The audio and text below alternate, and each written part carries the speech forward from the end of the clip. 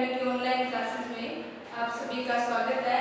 आज अपने class 11th में बायोलॉजी का लेसन नंबर 12 जिसका पार्ट 2 पढ़ेंगे।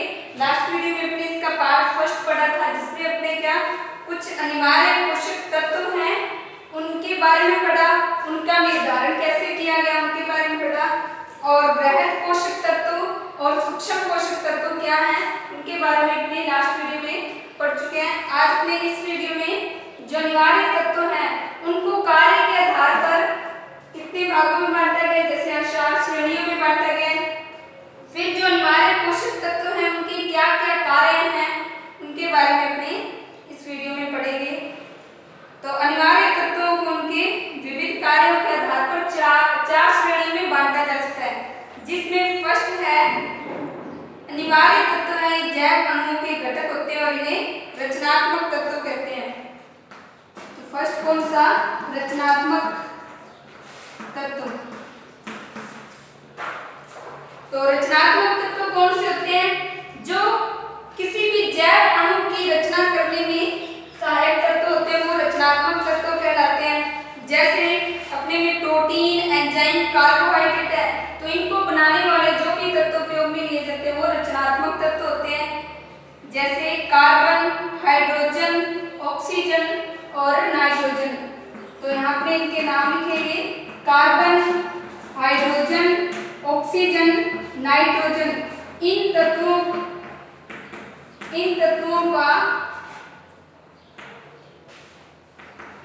का कार्य क्या होता है? विभिन्न एंजाइम, प्रोटीन्स, कार्बोहाइड्रेट्स का निर्माण करना होता है। इन तत्वों द्वारा जैविक अणुओं का निर्माण होता है।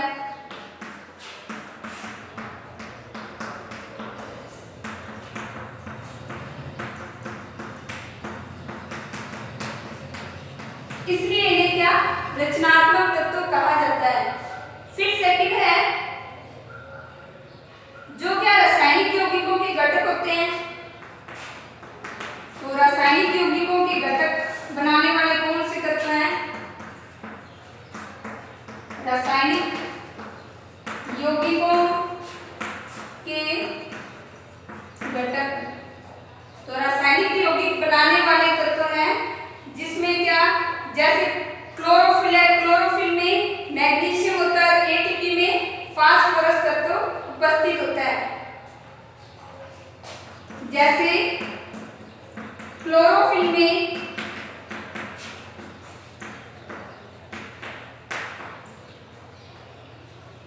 मैग्नीशियम तत्व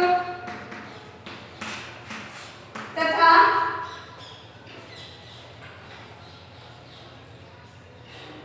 जो एटीपी ऊर्जा है एडिनोसिन ट्राइफॉस्फेट, इसमें फास्फोरस तत्व का उपयोग होता है।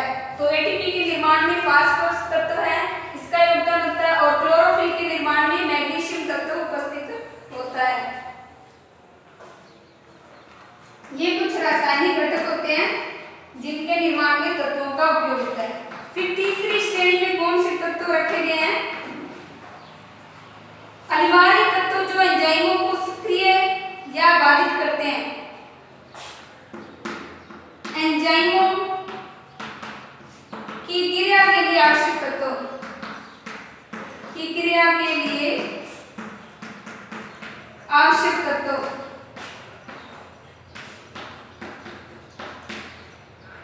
तो एंजाइमों की क्रिया के लिए आवश्यक तत्व कौन कौन से होते हैं? जैसे मैग्नीशियम है, ये राइबोलोज बिसफॉस्फेट। जैसे मैग्नीशियम तत्व राइबोलोज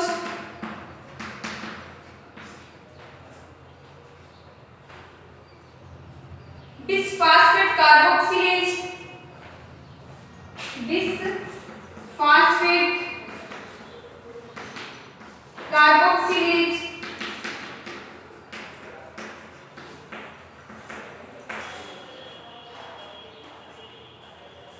कार्बोक्सिलेज और ऑक्सीजनेज,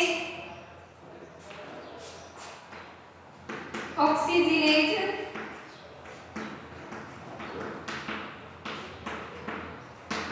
तथा फास्फोइनोल पाइरूवेट कार्बोक्सिलेज तथा फास्फोइनोल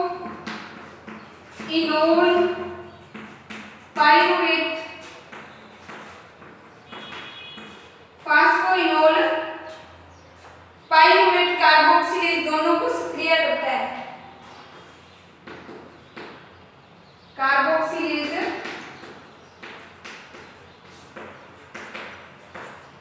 दोनों को सक्रिय करता है।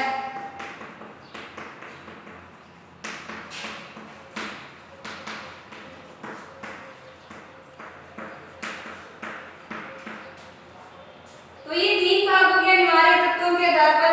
इसके बाद लास्ट है जो कोशिका के प्राथमिक विभव को बदलते हैं।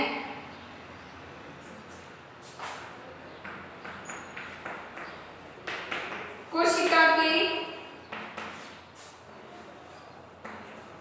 प्रसरण के लिए यानी जो पोषक तत्व होते हैं या विलयन होते हैं वह एक स्थान से दूसरे स्थान पर गमन करने वाले तत्व होते हैं, वो प्रासंगिक विभव को करते हैं। जैसे पोटेशियम है, इसकी उपस्थिति में रंध्र खुलते और बंद होते हैं। जैसे पोटेशियम की उपस्थिति में रंध्र खुलते व बंद होते हैं।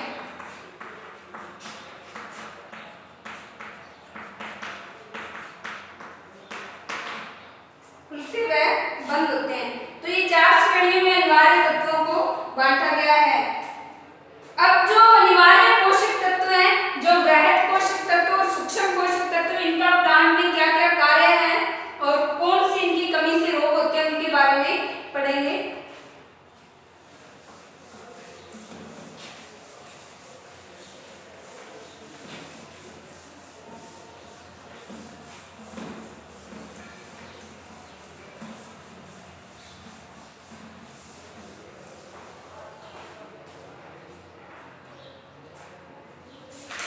पहले अपने पढ़ेंगे सबसे पहले नाइट्रोजन पोषक तत्व।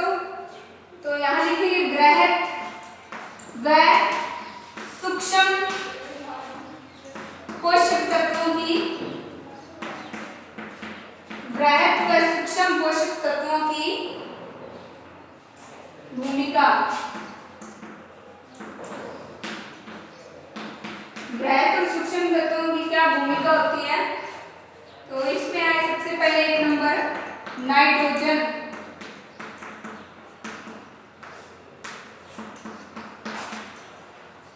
तो नाइट्रोजन का क्या उपयोग है।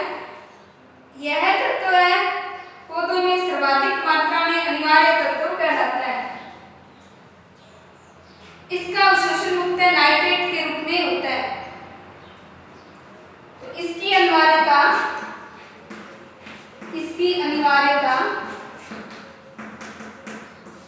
पादपों में सर्वाधिक होती है,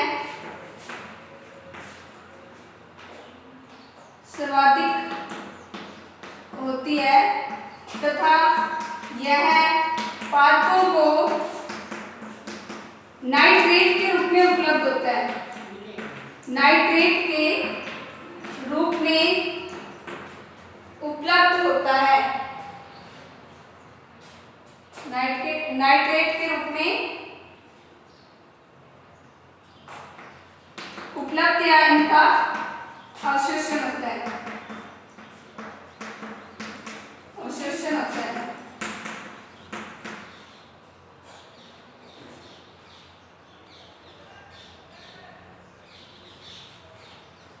लेकिन कुछ मात्रा में यह नाइट्राइट और अमोनिया के रूप में भी अवशोषित होता है। कुछ मात्रा में नाइट्राइट क्या होगा NO2 माइनस तथा अमोनियम जिसे बोलेंगे NH4 4 अमोनियम के रूप में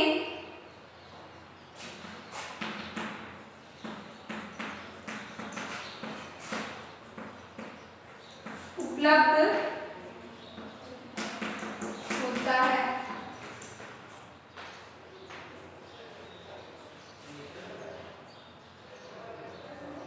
इसकी अनिवार्यता पादप के सभी भागों जैसे विभज्योतक ऊतकों, इसकी अनिवार्यता पादप के सभी भागों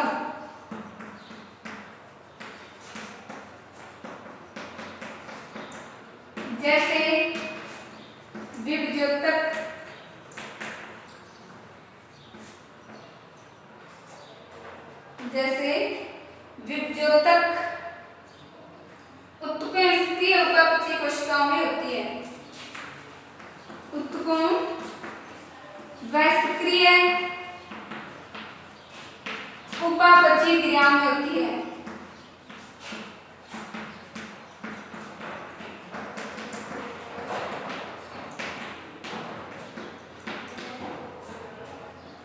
तो ये इसके कार्य होते हैं। और यह किसका घटक है? प्रोटीन, न्यूक्लिक अम्ल, विटामिन, हार्मोन का भी मुख्य घटक है। यह प्रोटीन, न्यूक्लिक अम्ल, विटामिन, प्रोटीन, न्यूक्लिक अम्ल,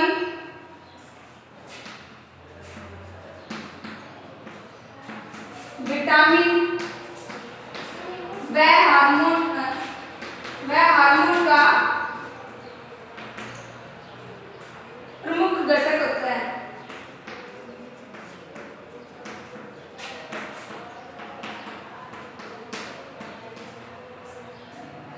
तो ये नाइट्रोजन जो तत्व है किन रूप में उपलब्ध होता है? नाइट्रेट और कुछ मात्रा में नाइट्राइट और अमोनियम के रूप में भी प्रयोग किया जाता है।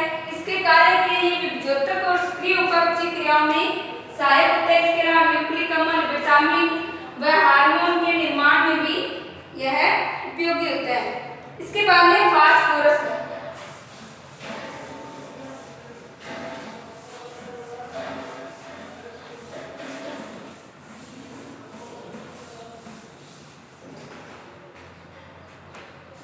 सेकंड तत्व कौन सा?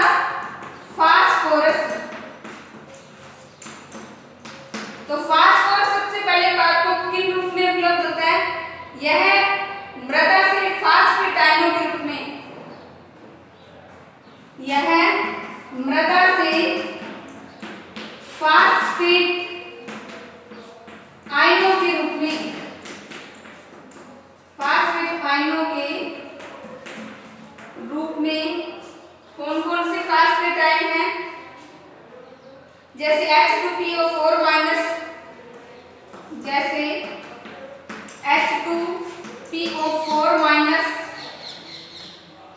अथवा HPO4 माइनस 2 अथवा HPO4 माइनस 2 के रूप में अवशोषित किया जाता है, के रूप में अवशोषित किया जाता है।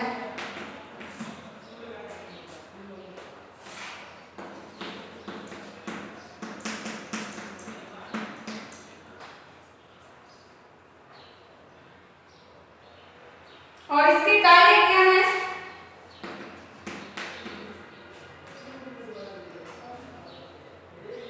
यह कोशिका झिल्ली, कुछ प्रोटीन, यह कोशिका झिल्ली,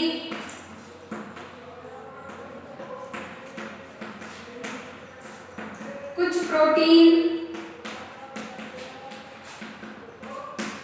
कोशिका झिल्ली, कुछ प्रोटीन, सभी न्यूक्लिक अम्लों,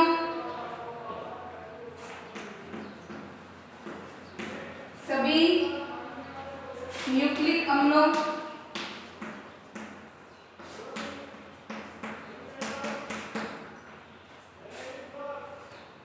एवं न्यूक्लियोटाइड के लिए संघटक है।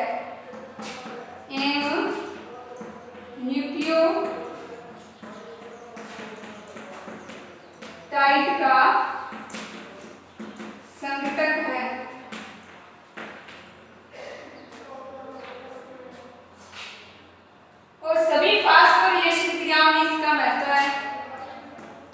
सभी फास्फोराइलेशन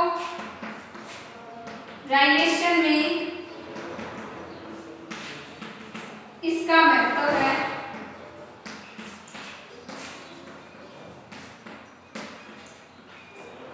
सभी फास्फोराइलेशन में इसका महत्व है।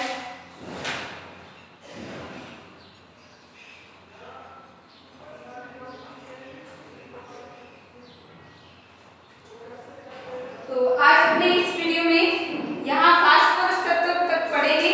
नेक्स्ट वीडियो में जो अन्य पोषक तत्व हैं उनकी अनिवार्यता और उनके क्या कार्य हैं, किन रूप में ये पादपों को उपलब्ध होते हैं, उनके बारे में अपनी नेक्स्ट वीडियो में पढ़ेंगे।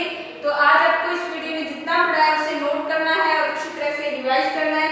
जितने बचे हुए पोषक तत्व हैं उनके बारे में अपने नेक्स्ट वीडियो में पढ़ेंगे। उसके बाद में अपने अनिवार्य पोषक तत्व हैं, इनकी कमी के कौन से लक्षण होते हैं उनके बारे में भी पढ़ेंगे।